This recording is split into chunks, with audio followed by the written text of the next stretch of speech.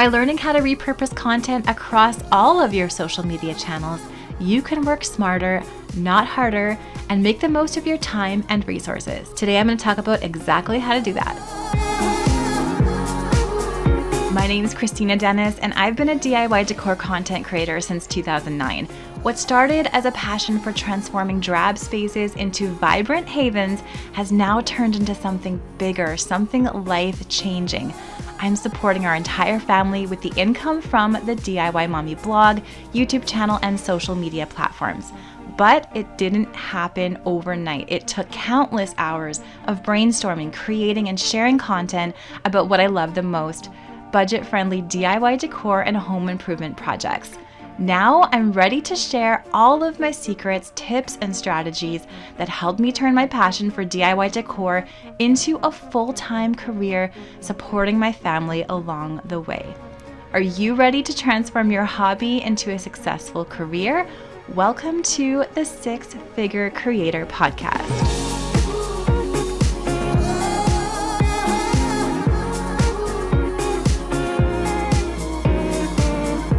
Hello, and welcome to today's The Six Figure Creator Podcast. Thank you so much for being here once again. If you're listening to this on a Tuesday, I am going to be in Palm Springs at a conference called Alt Summit as you're listening. So I'm very excited for that, pre-recording this podcast so that I can get all my work done and then be off to Palm Springs next week. Alt Summit is essentially a creative women entrepreneur conference. So I always feel so inspired and encouraged by fellow creators. Everybody's from bloggers to YouTubers to small business owners to artists. Lots of creativity and inspiration abounds there. So I cannot wait to go. Plus it's going to be nice and warm and there's palm trees, so you can't beat that. Today I want to talk about a topic that I have found incredibly helpful over the years as a content creator, and that is how to repurpose content across social media channels. As a DIY decor blogger, influencer, etc., you're probably no stranger to making beautiful blog posts filled with step-by-step tutorials and inspiring design ideas. But did you know that with a little strategic planning, you can take that content, breathe new life into it across various platforms like YouTube, Pinterest, Facebook, Instagram, and TikTok. So today I want to explore how to maximize your efforts and reach a wider audience while working smarter and not harder. If you're like me, you have 10 million things on the go. I am a mom of 3 girls. I own a business. I have multiple eggs in multiple baskets within that business. I'm selling a product now. I have a YouTube channel. I have a blog. I have Instagram, TikTok, all of these things. And it can definitely get overwhelming. So I'm always thinking about how I can be smart with the work that I'm doing because I have a limited time to do everything that I want to do. So I'm going to share with you some of the methods that I use to repurpose content that have really helped me with time management and creating essentially more across various platforms, and therefore eventually being able to make more money across all those various platforms. And I hope that it inspires you and helps you to do the same so that you can also work smarter and not harder and longer hours. So let's talk about making a beautiful blog post. And this is usually where I start, but after this, I'll talk about kind of a second method that you can do this. So let's talk about writing that killer DIY decor blog post. I'll just talk to my fellow DIY decor bloggers, but this is really going to apply to any sort of niche in the influencer/content creator world. Your blog is your hub. It's your home where you share your passion for all things DIY or whatever you're doing. And I would highly recommend everybody in the content creation business to make sure they have their own blog.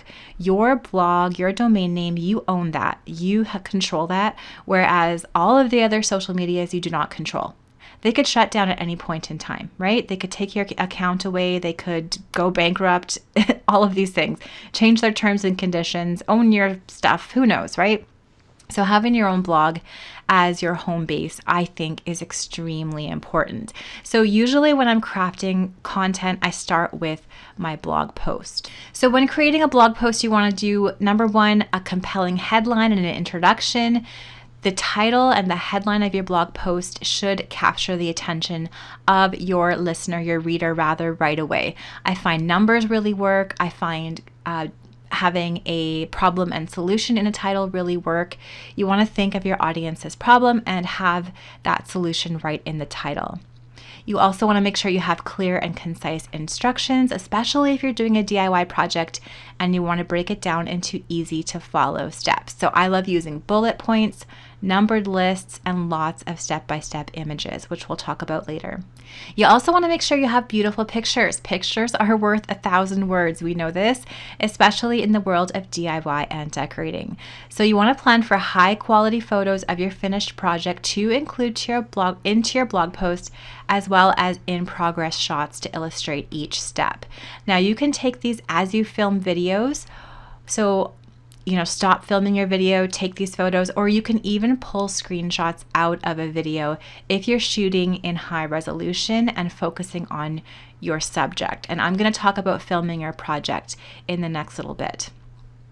Some more helpful tips and tricks for blog posts: share your insider knowledge and expertise to make the project as seamless as possible for your readers.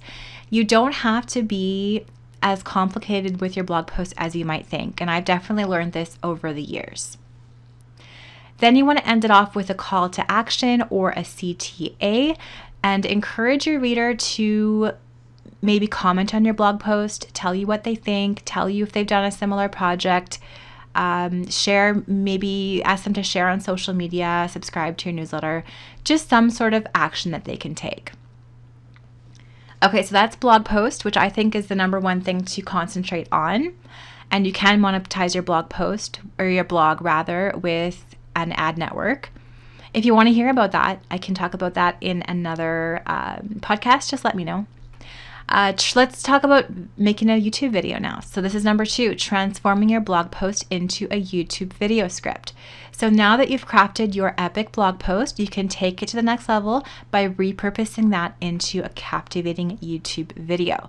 So here's how you can adapt your blog content into a video script. First, outline your video, outline the key points of your blog post, think about how you can visually demonstrate each step of the DIY project, and engage your audience throughout the video. You want to add an engaging hook in your script in the first 3 seconds of the video, and this is very, very important. It's kind of like a title of a blog post, but you want to really capture your listeners' attention. The next thing you're going to want to do with your video that's even something a little bit extra on top of your blog post is to inject your unique personality and flair into your YouTube video script. So in YouTube, you can take some time to share anecdotes, behind the scenes moments, and more personal things if you want to connect with your viewers on a deeper level. And sometimes people will do these a little bit further into the video so that you're not taking up that valuable real estate at the top of the video. Next, you're going to want to optimize your video. So keep your video dynamic and engaging by incorporating lots of different visuals and scenes, music, and on-screen text. Break up longer segments of talking head with B-roll footage, close-up shots to maintain that viewer interest. And I wouldn't worry so much about this if you are a new YouTuber, because you will see what sort of pace your audience likes to see, but it's definitely something that you can continue working on as you grow. And I'm still working on the pace of my videos, that's for sure.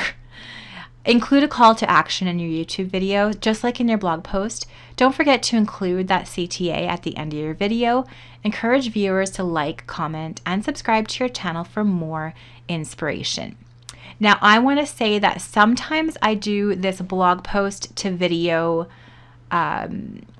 workflow the other way around.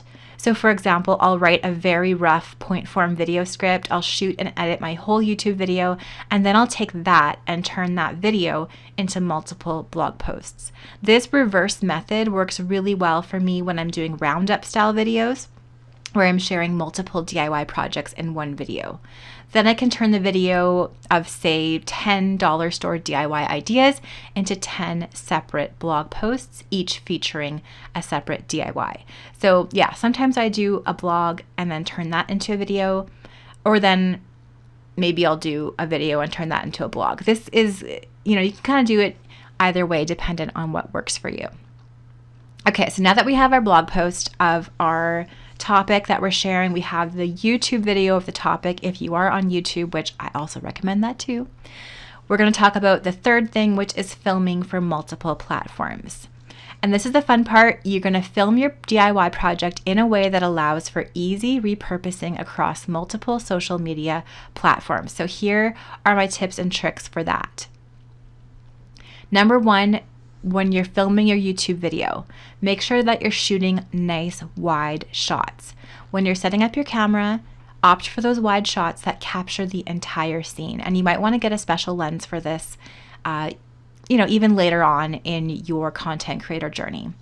This gives you the flexibility to crop and edit the footage later for different aspect ratios. So you shoot a YouTube video in 16:9, so it's horizontal, and typically now all of the short form videos on other social channels are the other way, 9:16, so they are tall and vertical. So if you keep your subject around the center of your frame when shooting horizontal for YouTube and within that middle third of the frame, you should be able to crop that into a vertical video and still have your subject in the frame. You also want to shoot in sections, so break down your DIY project or your decorating project into smaller sections and film each step separately. This makes it easier to edit and rearrange the footage to fit the requirements of various platforms. You've probably noticed that short form videos are very fast paced. Maybe there's even only 2 seconds, 3 seconds of each scene showing, whereas on YouTube, you could maybe even go for a full minute on one scene.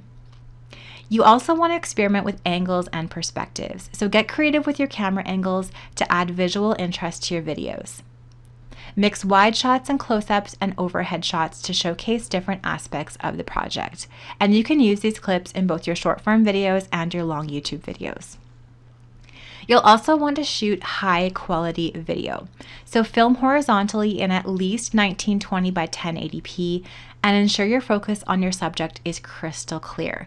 And this way you'll have the option of taking screenshots from your edited video and using them as step-by-step photos in your blog post or in your socials. And often I will take the final beauty shots in both vertical and horizontal video. So that means the finished project, the finished DIY, the finished room. I'll do a little swipe of the space horizontally, 1920 by 1080, and then I'll do it by flipping my camera vertical and doing that same shot. And that way I have these beautiful crystal clear shots in both of the aspect ratios. Okay, so number 4, let's talk about editing a long YouTube video and short videos. Once you have your footage, you can edit it with your favorite video editing software. I use Adobe Premiere Pro. I've used it for many years, but CapCut is also a good editing program and it's free. So you want to start by editing the YouTube video, because when editing your YouTube video, your long form video first, typically these long horizontal videos are anywhere from 5 to 20 minutes long, and you want to make that great storyline. You want to take your time on this, and you want to add lots of detail. And then next, you can break that down into short form videos. So once your YouTube video is edited, you can decide how you want to break it up into shorter videos for TikTok, Instagram, Facebook, YouTube Shorts, and even Pinterest. I put quite a few short form videos on Pinterest, and lots of them perform quite well.